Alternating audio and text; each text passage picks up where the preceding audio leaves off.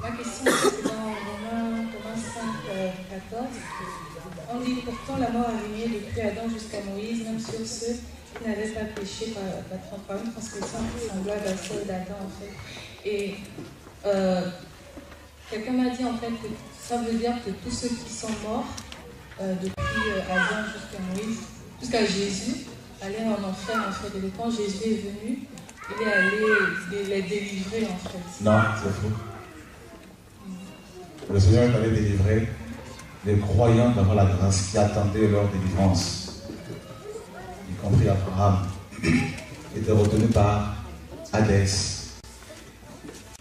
Ils allaient tous en enfer, en fait. Bien sûr, regarde Samuel, il craignait Dieu, non? Il a dit quoi quand on l'a fait remonter? C'est Dieu qui l'a fait remonter de ce des morts. Quand Samuel est allé consulter cette magicienne,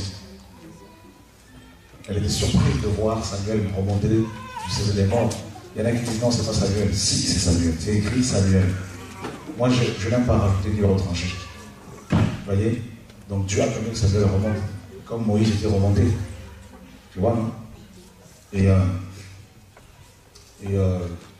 Donc Samuel dira, alors que Samuel ne craignait pas Dieu, Samuel lui dit, demain tu seras avec moi ici. C'est écrit. Vous n'avez jamais lu ça, non? Vous n'avez jamais lu ça? Lisons là. N'hésitez pas de me bombarder avec des questions. Il ne faut pas avaler pour avaler. Vous voyez? Vous risquez d'avaler un os, c'est pas bon.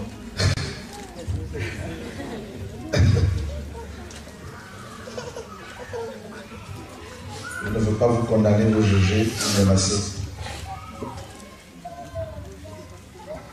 Alors nous sommes dans le livre de Samuel.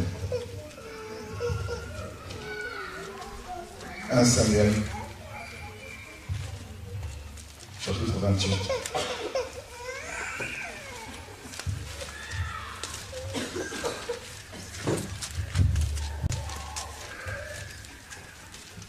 Verset 7.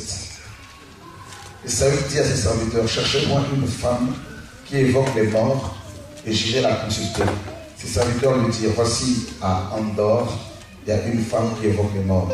Alors Saül se déguisa et prit d'autres vêtements et il partit avec 2 hommes. Ils arrivèrent de nuit chez la femme. Saül lui dit, prête-moi l'avenir en évoquant un mort et fais-moi monter celui que je te dirai. La femme lui répondit, voici, tu sais que Saül a fait, ce que Saül a fait, comment il a retranché du pays ce qui évoque les morts. Et ceux qui prédisent l'avenir, pourquoi donc tends-tu un piège à ma vie pour me faire mourir? Saül lui jura par l'Éternel en disant, l'Éternel est vivant, il ne t'arrivera point de mal pour cela. La femme dit, que veux-tu que je te fasse remonter? Et il répond, vraiment monter Samuel. Lorsque la femme vit Samuel, lorsqu'elle a vu Samuel,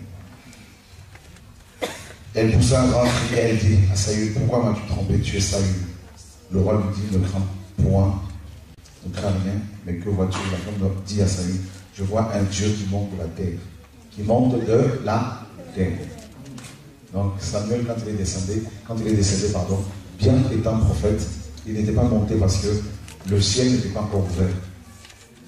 C'est pour cela que la Bible présente Jésus-Christ comme le chemin. Vous comprenez?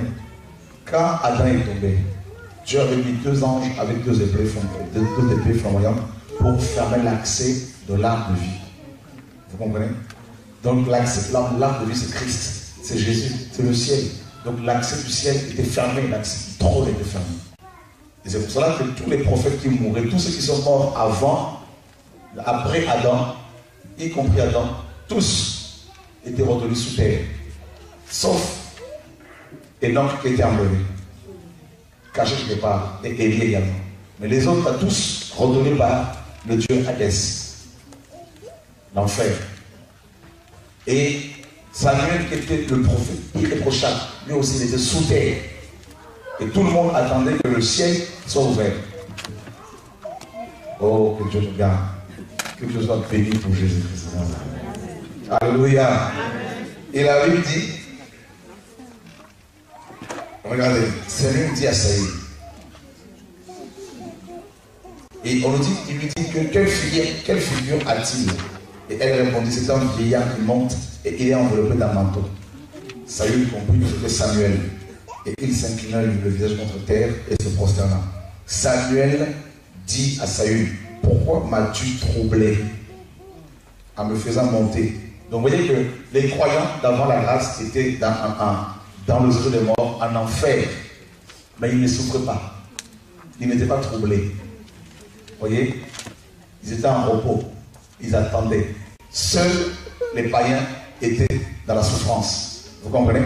Et Samuel dit, pourquoi m'as-tu troublé? Et puis, qu'est-ce que Samuel répond? Je suis dans une grande détresse. Les Philistins me font la guerre. Et Dieu s'est retiré de moi. Et il ne me répond ni par les prophètes, ni par les anges. Et je t'ai appelé pour que tu me fasses connaître ce que je dois faire. Samuel dit, pourquoi donc me considères-tu puisque l'Éternel s'est retiré de toi et qu'il est devenu ton ennemi? L'Éternel te traite comme je l'avais annoncé de sa part. Vous comprenez que c'était Samuel qui était remonté. Les théologiens qui sont tellement dans le raisonnement disent non, en fait c'était un autre esprit. Mais Samuel, ce qu'on a répété à chaque fois on dit c'est Samuel, c'est Samuel. Et Samuel dit, je t'avais dit que l'Éternel allait te frapper. Vous voyez, quand il était vivant, en gros. Je te l'avais dit. Et qu'est-ce que Samuel me dit? L'Éternel te traite comme je te l'avais annoncé de sa part. L'Éternel a déchiré le royaume d'entre tes mains et l'a donné à un autre, à David. Tu n'as point obéi à la voix de l'Éternel et tu n'as point fait sentir à Amalek l'ardeur de sa colère. Voilà pourquoi l'Éternel te traite aujourd'hui de cette manière. Et même l'Éternel livre Israël avec toi entre les mains des Philistins. Demain, tomorrow, alléluia, voilà, anglais, hein. Toi et tes fils, vous serez où? Vous serez avec moi. C'est-à-dire dans le séjour des morts, en enfer. C'est pas moi qui le dis. Nous sommes arrivés à une époque où Dieu ouvre notre intelligence pour que nous comprenions les Écritures. Vous voyez? Donc c'est pour cela que Éphésiens 4 dit que quand Christ est venu, il est descendu dans les régions inférieures de la terre et il est remonté avec les captifs. D'accord? Il a dit, personne n'est monté au ciel, personne n'est descendu de là. C'est là le Fils de l'homme.